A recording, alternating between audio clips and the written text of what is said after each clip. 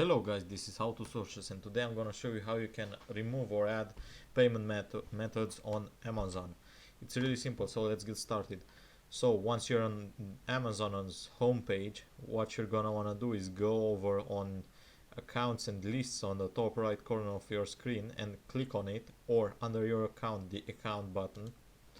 Once you've done that, you have on the left side of your screen ordering and shopping preferences, and your second option is your payments. You should click on that, and it's gonna ask for your details once again. Once you've entered your details and you are on this page, you should have a list with your current cards with a remove button.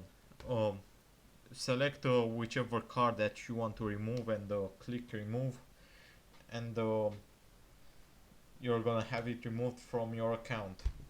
And in order to add a new payment method, you should scroll down, and as you can see, you have multiple options like credit or debit cards, and you can click add a credit or debit card, and then enter the details of your card, or personal checking accounts, EBT card account information, and even more.